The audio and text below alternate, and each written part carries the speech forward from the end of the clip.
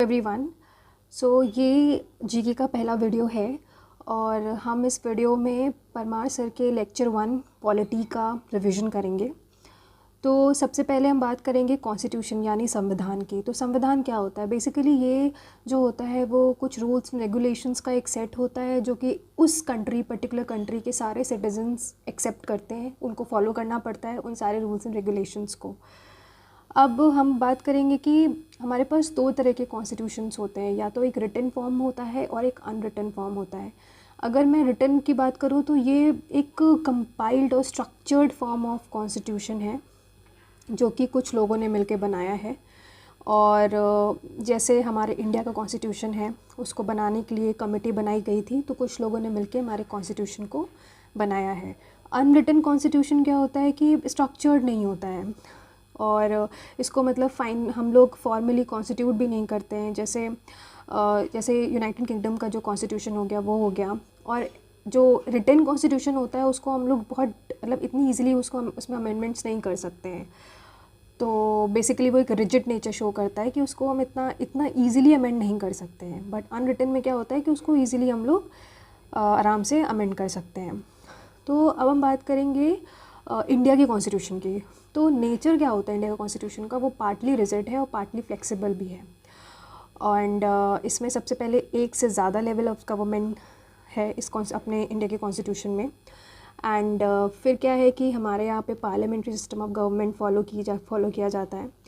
Then सबसे पहले तो हमारे यहाँ हमारा जो कॉन्स्टिट्यूशन है वो फेडरल फॉर्म का है। अब फेडरल क्या होता है? फेडरल फॉर्म का मतलब क्या होता है? इसका मतलब ये होता है कि जो भी पावर है, जो भी सत्ता है, वो सेंटर और स्टेट के बीच में डिवाइडेड रहेगी। फॉर एग्जांपल, अब हमारे यहाँ कुछ राज्य हैं जहाँ पे कांग्रेस का रूल चलता है, बट सेंटर पे तो हमारे यहाँ इस समय बीजेपी रूल कर रही है। तो ये फेडरलिज्म शो कर रहा है कि जो पावर का डिवीज़न है वो सेंटर और स्टेट के बीच में डिवाइड हो गया है। और सबसे इम्पॉर्टेंट फीचर जो हमारे कॉन्स्टिट्यूशन का है वो ये है कि ये क्वाजी फेडरल इन नेचर है। मतलब ये फेडरल भी है और यूनिटरी भी है। फेडरल मतलब ये होता है कि ये स्टेट को एक पावर देता है, ठीक है। एंड यूनिटरी मतलब ये है कि ये कुछ पावर स्टेट से खींच भी लेता है, जो सिर्फ वो कुछ पावर्स ऐसी होती हैं जो सिर्फ और सिर्फ यूनियन के पास में है। तो इसलिए हम लोग क्वाजी फेडरल इन नेचर हैं। और हमारा बाई कैमरल लेजिस्लेचर भी है। इसका मतलब कि हमारे पास लोकसभा और राज्यसभा दोनों है। अपर हाउस राज्यसभा और लोअर हाउस लोकसभा है। नेक्स्ट हम बात करेंगे डिफरेंट टाइप्स ऑफ गवर्नमेंट की, जो पूरे all over the world different countries में कौन कौन सी गवर्नमेंट का काम करती हैं। जैसे डेमोक्रेसी और कम्युनिज़्म जो होता है वो बेसिकली सेम ही होता है। दोनों में जो हेड होता है वो इलेक्टेड ही होता है। बट डिफरेंस ये होता है कि जो डेमोक्रेसी होता है उसमें जो सोर्स और मीन्स ऑफ प्रोडक्शन है वो सबके लिए खुला है, सिटीजन्स के लिए भी खुला है। बट कम्युनिज़्म में क्या होता है, कम्युनिस्ट क्या होते हैं कि उसमें सोर्स और मीन्स ऑफ प्रोडक्शन वो सिर्फ कुछ लोगों के लिए खुला है। कुछ लोग, और वो जो लोग होते हैं गवर्नमेंट के ही लोग होते हैं, सो सिर्फ गवर्नमेंट के लिए ही खुला है। And next is oligarchy. Government क्या होती है? ये होती है कि जो ये उसका एग्जाम्पल है जैसे जिनमें कुछ लोग ही रूल करते हैं। मोनार्किक में क्या होता है कि मोनार्की मतलब जैसे सिंगल पर्सन रूलिंग कर रहा है। फॉर एग्जांपल नॉर्थ कोरिया में किम जोंग यून ही, वो एक मोनार्की फॉर्म ऑफ गवर्नमेंट है। टोटलिटेरियन गवर्नमेंट क्या होती है कि बिल्कुल जिस पे लोगों की लाइव्स पे, सिटीजन्स की लाइव्स पे लोग एक किसी का पूरा कंट्रोल होता है। That is totalitarian form of government. And plutocratic क्या होता है कि जो बहुत अमीर लोग हैं उनके द्वारा चलाई गई सरकार, उसको हम लोग प्लूटोक्रेटिक गवर्नमेंट बोलते हैं। नेक्स्ट अब हम तुरंत आते हैं अपने हमारा जो कॉन्स्टिट्यूशन बना है उसके पीछे के जो भी मैपिंग हुई है, कैसे बना है, क्या क्या हुआ, क्या क्या चेंजेस हुए, एंड उस पर बात करेंगे। सो सबसे पहले वी विल टॉक अबाउट, हम कॉन्स्टिट्यूएंट असेंबली के बारे में बात करेंगे कि कॉन्स्टिट्यूएंट असेंबली क्या होती है। तो कॉन्स्टिट्यूएंट असेंबली सबसे पहले इसकी जो डिमांड रखी थी वो 1934 में एम.एन. रॉय ने रखी थी। एम.एन. रॉय कौन है? ये कम्युनिस्ट पार्टी के फाउंडर हैं। ऑफिशियली डिमांड इसकी कांग्रेस ने 1935 में रखी थी और नेहरू जी ने 1936 में रखी थी during Lucknow session of Indian national Congress, ठीक। फिर उसके बाद जो है वो आता है एक ऑगस्ट ऑफर आता है। उस टाइम पे जो वाइसरॉय था वो लिंगदित लो था। उसमें उस ऑफ़र में ये जो कॉन्स्टिट्यूएंट असेंबली की जो डिमांड थी वो एक्सेप्ट कर ली गई थी, बट बाद में इसको रिजेक्ट कर दिया गया था बाय कांग्रेस एंड मुस्लिम लीग के द्वारा, इसको रिजेक्ट कर दिया गया था। और इसी के खिलाफ एक इंडिविजुअल सत्याग्रह भी चालू किया गया था बाय आचार्य विनोबा भावे जी और नेहरू जी के द्वारा। एक सत्याग्रह इसी के खिलाफ स्टार्ट किया गया था। देन हमारे पास आता है, फिर उसके बाद आता है Cripps mission. Cripps mission Stafford Cripps नाम के व्यक्ति ने क्रिप्स मिशन लाए थे 1942 में। इन्होंने डोमिनियन स्टेटस की मांग की थी, बट डोमिनियन स्टेटस को मना कर दिया गया, क्योंकि बिकॉज ये तो था तो हम पहले भी यही मांग रहे थे, बट अब हमें चाहिए था कंप्लीट इंडिपेंडेंस। तो इसलिए इंडियन आईएनसी ने और मुस्लिम लीग ने इसको अपोज़ किया, एंड उस दौरान ही क्विट इंडिया मूवमेंट चलाया गया था इसके खिलाफ, इस क्रिप्स मिशन के खिलाफ 1942 में। देन हमारी बात आती, फिर आता है कैबिनेट मिशन प्लान करके आया था। उस कैबिनेट मिशन में 3 लोग थे, A V Alexander, Stafford Cripps, Pethick Lawrence, 3 लोग थे। इन्होंने जो कांग्रेस की जो डिमांड थी वो एक्सेप्ट कर ली गई थी, बट जो मुस्लिम लीग की डिमांड थी कि हमारा एक कंट्री होना चाहिए पाकिस्तान, वो रिजेक्ट कर दी गई थी। एंड फिर उसके बाद क्या हुआ कि इलेक्शंस हुए थे 1946 के अराउंड, जुलाई अगस्त के टाइम पे। उसका रिज़ल्ट ये था कि मेजॉरिटी वोट्स आईएनसी को मिले थे, 208 सीट्स मिली थी, और माइनॉरिटी वोट्स जो थे वो मुस्लिम लीग को मिले थे 73 सीट्स के आसपास। और बाकी जो अन्य सीट्स थी जो कि और अन्य लोगों को मिली थी, दैट वाज 15 सीट्स टोटल। अब इसमें क्या हुआ था कि माइनॉरिटी, मुस्लिम लीग की तो माइनॉरिटी थी, तो इसने मुस्लिम लीग को, जब मुस्लिम लीग ने इस चीज़ को बॉयकॉट कर दिया, तब जो रिमेनिंग सीट्स थी हमारे पास वो 299 थी। एंड अब इससे प्रायर हम बात करेंगे कि जो कैबिनेट मिशन था उसमें टोटल सीट्स कितनी थी। टोटल सीट्स हमारे पास जो टोटल सीट्स थी वो 389 थी, एंड 389 टोटल सीट्स थी, जिसमें से 296 सीट्स जो थी वो ब्रिटिश इंडिया की थी, और 93 सीट्स जो थी वो प्रोविंसेस और प्रिंसली स्टेट्स की थी, जो कि नॉमिनेटेड थे, मतलब वहाँ से एक बंदा नॉमिनेट हो रहा था। 93 सीट्स उनकी थी। अब जो 296 ब्रिटिश इंडिया की थी उसमें से 292 जो सीट्स थी वो गवर्नर प्रोविंसेस की थी, और जो बची 4 सीट्स थी वो चीफ कमिश्नर प्रोविंस की थी। ठीक है।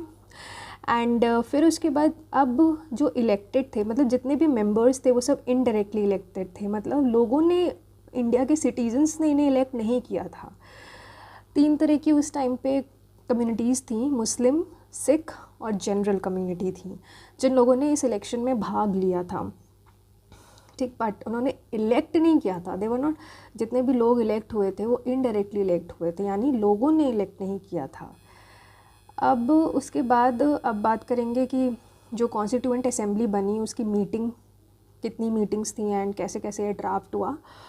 तो सबसे पहली मीटिंग 9 दिसंबर 1946 को रखी गई थी, जिसमें 211 मेंबर्स थे। एंड सेकंड मीटिंग जो थी वो, सेकंड मीटिंग नहीं कहूँगे, एंड देन 2 दिन बाद 11 दिसंबर 1946 को राजेंद्र प्रसाद जी जो थे वो प्रेसिडेंट बन गए थे कॉन्स्टिट्यूएंट असेंबली के। एंड देन 13 दिसंबर 1946 में जवाहरलाल नेहरू जी ने ऑब्जेक्टिव रेजोल्यूशन पास किया था, उसके जो कि 22 जनवरी 1947 में अडॉप्ट किया गया था। कॉन्स्टिट्यूएंट असेंबली ने उस दिन उसको अडॉप्ट किया था। नाउ कुछ इंपॉर्टेंट ड्राफ्ट्स देख लेते हैं। जो पहला ड्राफ्ट था, जो जनरली पेपर में पूछे जाते हैं, जैसे जो पहला ड्राफ्ट था वो 9 से 23 दिसंबर 1946 के बीच में हुआ था। 10th ड्राफ्ट जो था वो 6 से लेकर 17 अक्टूबर 1949 के बीच में हुआ था। एंड जो 11th ड्राफ्ट था वो 14 से 26 नवंबर 1949 में हुआ था। जो फाइनल ड्राफ्ट जो लोगों को प्रेजेंट किया गया था, पब्लिक को प्रेजेंट किया गया था, वो जो था वो 4 नवंबर 1948 में पब्लिश किया गया था डॉक्टर BR अम्बेडकर ने, जब वो बंगाल के कॉन्स्टिट्यूएंसी में थे। जो हमारा जो ये प्रोग्राम कॉन्स्टिट्यूएंट असेंबली है वो अडॉप्ट की गई थी, अडॉप्टेड हुआ था 26 नवंबर 1949 में, जिसे हम लोग आज भी इस दिन को कॉन्स्टिट्यूशन डे के रूप में मनाते हैं, और इसका इन्फोर्समेंट हुआ था 26 जनवरी 1950 को। ठीक है। नाउ अब हम बात करेंगे ड्राफ्टिंग कमेटी के बारे में, कि ड्राफ्टिंग कमेटी में कितने लोग थे और कितनी कमिटीज़ बनाई गई थी। तो टोटल जो थी वो 8 मेजर कमिटीज़ थी और 13 माइनर कमिटीज़ थी। टोटल मेंबर्स जो इस कमेटी में शामिल थे वो 7 थे, आप देख सकते हैं पिक्चर में 7 लोग हैं, and they were the members of the drafting committee. जैसे सबसे पहले भीमराव अंबेडकर जी थे जो कि चेयरमैन थे, फिर एन गोपाला स्वामी अयंगर जी, अल्लादी कृष्ण स्वामी अय्यर जी थे, के मुंशी जी थे, मोहम्मद सादुल्ला जी, BL मित्तर जी, जिनको पहले इससे पहले जो थे वो एन माधवराव जी थे, and last one DP Khaitan जो कि जिनकी डेथ हो गई थी, एंड उनको TT कृष्णमाचारी जी ने रिप्लेस किया था। टोटल सेशन इस कमेटी को बनाने में जो लगे थे वो 11 सेशंस थे, यानी 65 डेज़ लग गए थे। और जो टोटल टाइम हमारा कॉन्स्टिट्यूशन बनने में लगा है, ये सवाल बहुत पूछा जाता है, वो 2 साल 11 महीने 17 दिन लगे थे हमारे कॉन्स्टिट्यूशन को बनने में। Next we will talk about functions of CAA। Constituent assembly के फंक्शंस क्या क्या होते हैं। सबसे पहला और बहुत इंपॉर्टेंट फंक्शन ये है कि ये है लॉ मेकिंग बॉडी है, मतलब इसका काम है लेजिस्लेट करना, law banana, law of legislate करना। उस टाइम पे इसके हेड थे GV मावलंकर जी, जो फर्स्ट स्पीकर ऑफ लोकसभा भी थे। वाइस प्रेसिडेंट थे CA के VT Krishnamachari and HC Mukherjee. Second इसका इम्पॉर्टेंट फंक्शन जो है वो कॉन्स्टिट्यूशन मेकर है। इस कॉन्स्टिट्यूएंट असेंबली ने बहुत बड़ा योगदान था कॉन्स्टिट्यूशन बनाने में। उस टाइम पे प्रेसिडेंट जो थे वो राजेंद्र प्रसाद जी थे, और टेम्परेरी प्रेसिडेंट जो थे, मतलब इलेक्शन से पहले जब राजेंद्र प्रसाद जी नहीं इलेक्ट नहीं हुए थे, उनसे पहले सच्चिदानंद सिन्हा जी थे। एंड ये जो कॉन्स्टिट्यूएंट असेंबली है, इट फंक्शन, ये जो है वो पार्लियामेंट ऑफ इंडिया की तरह फंक्शन करती है। एंड इसने 22 जुलाई 1947 पे अपना नेशनल फ्लैग अडॉप्ट किया। नेशनल एंथम जो है वो 24 जनवरी 1950 को अडॉप्ट किया गया था। नेशनल सॉन्ग जो है वो 24 जनवरी 1950। एंड जो कॉमनवेल्थ रेटिफिकेशन जो हमें मिल गया था, दैट वाज मई 1949 में हमें कॉमनवेल्थ रेटिफिकेशन मिला था। देन अब कुछ हम लोग ऐसे एक्स्ट्रास देख लेते हैं कि CA के अंदर, कॉन्स्टिट्यूएंट असेंबली के अंदर, जो उस टाइम पे लीगल एंड कॉन्स्टिट्यूशन एडवाइज़र जो थे वो BN राव जी थे। चीफ ड्राफ्ट्समैन जो थे वो SN मुखर्जी जी थे। नंबर ऑफ जिन्होंने इस कॉन्स्टिट्यूशन को बनाने के लिए जितने लोगों ने साइन किए थे वो 284 लोग थे, जिसमें से 15 फीमेल्स थी। अब इन 15 फीमेल्स में जो इम्पॉर्टेंट फीमेल्स हैं, जैसे राजकुमारी अमृत कौर जी, जो कि पहली फ़ीमेल हेल्थ मिनिस्टर भी रह चुकी थी। Sucheta Kripalani, first female CM of UP। Sarojini Naidu, first female governor of UP थी। एंड नेक्स्ट जो कॉन्स्टिट्यूशन की जो लिखावट है, जैसे अगर इंग्लिश में लिखी गई है तो वो उसको प्रेम बिहारी नारायण रायजादा जी ने लिखी थी, और हिंदी में जो है वो वसंत कुमार वैद्य जी ने लिखी थी।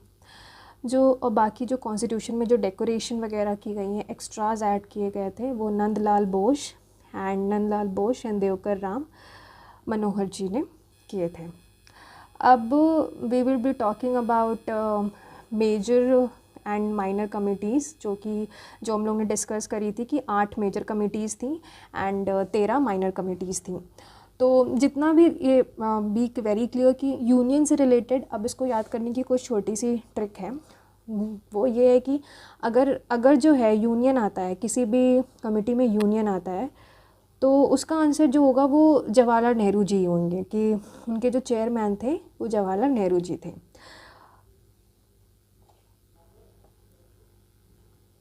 तो जितने भी यूनियन आता है शब्द, तो उसके जो चेयरमैन थे वो जवाहरलाल नेहरू जी थे। स्टेट्स कमेटी के भी चेयरमैन जो हैं वो जवाहरलाल नेहरू जी हैं। And rules and procedure committee और स्टीयरिंग कमेटी, ये बहुत पूछा जाता है, स्टीयरिंग कमेटी जिनके राजेंद्र प्रसाद जी थे। Provincial constitution committee Sardar Patel, और एक और कमेटी है फंडामेंटल राइट से रिलेटेड, उसके भी सरदार पटेल जी थे। और ड्राफ्टिंग कमेटी के जिन्होंने चेयरमैन थे, हम लोग पहले भी पढ़ चुके हैं, वो डॉक्टर भीमराव अंबेडकर जी थे। हाँ, अब हम लोग माइनर कमिटीज़ देखते हैं। सारी तो इतनी इम्पॉर्टेंट नहीं है, पर जैसे कुछ इम्पॉर्टेंट है, जैसे ये ad hoc committee on national flag हो गई, तो ये डॉक्टर राजेंद्र प्रसाद जी थे उसके चेयरमैन। एंड जैसे ये ऑर्डर ऑफ बिजनेस कमेटी हो गई, बिजनेस मुंशी जी थे या इसके चेयरमैन। फिर जैसे जैसे लिंग्विस्टिक प्रोविंसेस में कमिटी हो गई तो वो एस के धर जी थे। And for example ad hoc committee on citizenship और ad hoc committee on supreme court, दोनों के जो चेयरमैन थे वो एस वरदाचारी जी थे। And this committee on the functions of constituent assembly, इसके चेयरमैन जी.वी. मावलंकर जी थे। और जैसे हाउस कमेटी भी इम्पॉर्टेंट है, पित्ता भी सीतारमैया जी थे। एंड ऐसे इनमें से कुछ इम्पॉर्टेंट है, सारे तो नहीं इम्पॉर्टेंट है। आई होप आपको कमिटीज़ और उनके चेयरमैन क्लियर होंगे। So thank you so much for watching the video. I hope आप कंटिन्यू करेंगे फॉर द नेक्स्ट वीडियो।